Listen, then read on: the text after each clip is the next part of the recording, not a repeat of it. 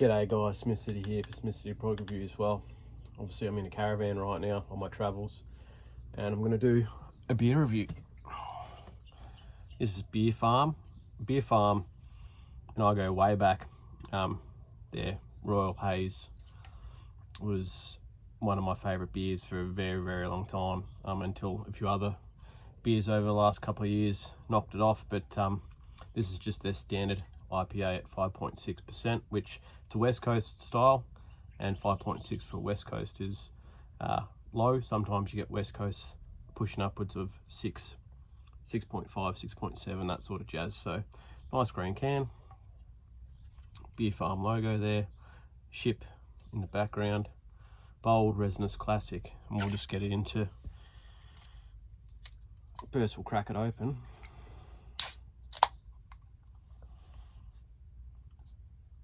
Complimentary of BWS in Broome.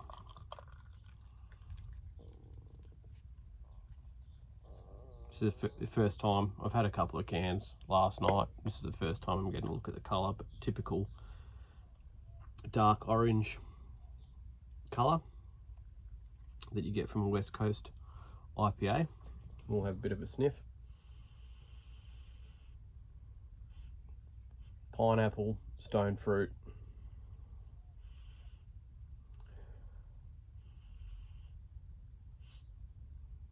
bit of pepperiness into my pelican-like mouth.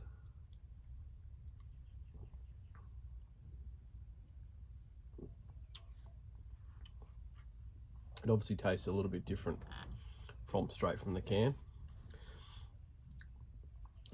You're getting more of those melon flavours on the back end in a glass. I don't know why that is. It just feels a bit fresher from when I had one last night.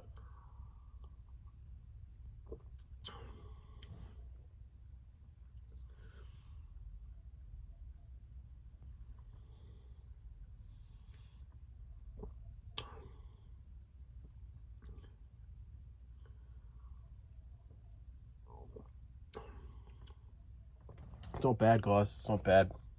Drinkability, being where I am, some of these sort of West Coast style IPAs and stuff, they tend to have a bit of a lower drinkability based on how they can be bowled and that sort of stuff. And if they're too far being bowled, they're nice to drink rating wise, but sometimes they're not necessarily got like a drinkability of being able to smash a few. Not that I've got any more, but it's currently 33 degrees right now and probably a little bit hotter in this caravan. So this is going to absolutely fly down. And the probably drinkability for the first time in a while is probably skewed because of circumstances, being in a hotter climate.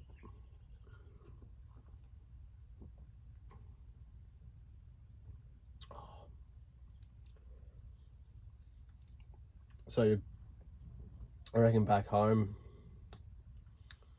you know, in a 20-degree day, you know, I'd probably give the drinkability an 8. Here, I'd probably bump it up by 1, give it a 9, drinkability. Let's read. Made in Australia, no preservatives and no additives by Beer Farm, 177 Gale Road, Metricup, WA 6280. Certified independent, 1.7 standard drinks. West Coast style IPA with a rounded malt character and a resinous hop profile. Hopped generously with Mosaic and Citra, 2 of my favourite hops used in IPAs, for notes of pineapple and stone fruit, complemented by the citrus spice of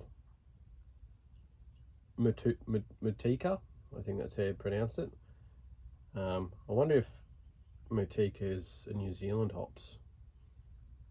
Has a bit of a New Zealand vibe to it, but may not be.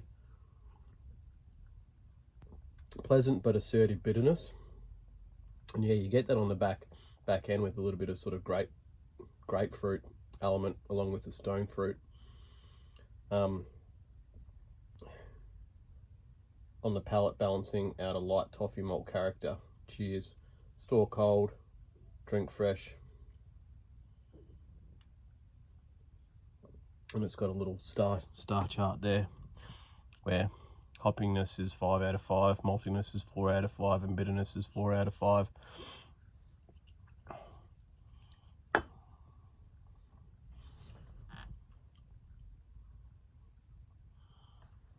No, so when I said grapefruit on the back end, no, definitely sort of you're getting a sort of burnt bit of toffee element on the back end, which is sort of not too dissimilar to some IPAs that sort of give you that bitterness from grapefruit.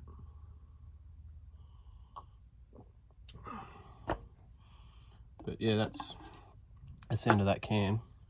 So did I give it an actual rating, or did I just do drinkability?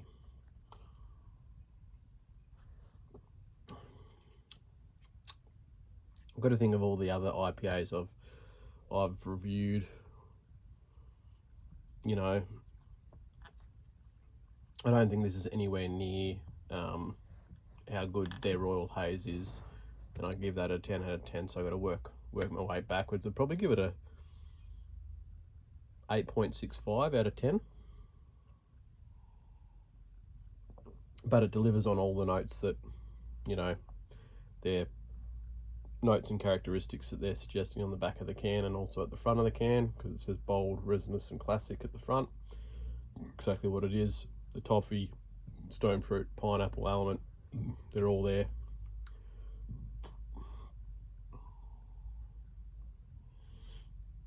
Anyway guys, not too sure when I'll upload all this. Not too sure how long I'll stay here. It's dependent on a lot of life factors, which some are out of my control.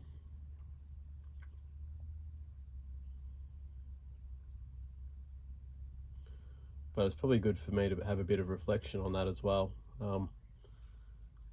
Throughout this whole trip experience, as of last night, I've started to do some journaling in my notes in my phone, and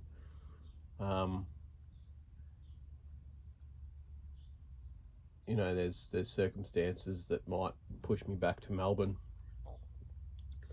and I'm not sitting there feeling guilty about that. Whereas in the past, you know, I would have felt like I owed something to somebody. Like I would have gone, okay, my boss has given me this opportunity to come here to work, and there would have been two guilt things happening. There would have been guilt on potentially leaving if that's what I need to do, and there would have been potential guilt on, or worry on staying, and then the other things that are going on in the background in my life, feeling sort of worry or guilt around that.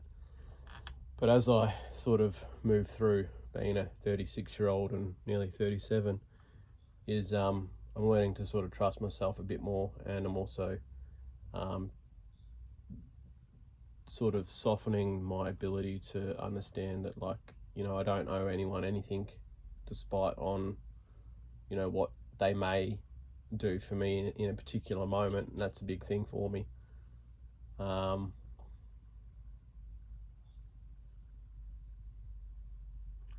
yeah, it's just food for thought.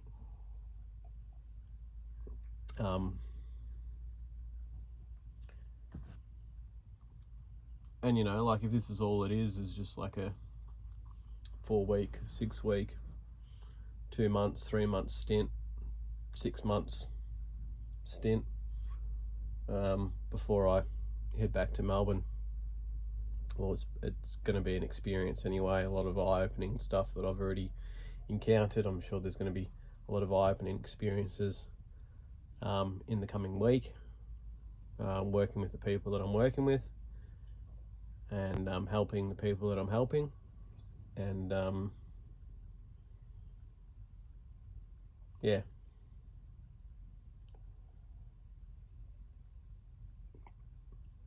Anyway, I'll try to finish this before 10 minutes, so that's it from me. And yeah, I'll upload some of these videos after the fact. Catch ya.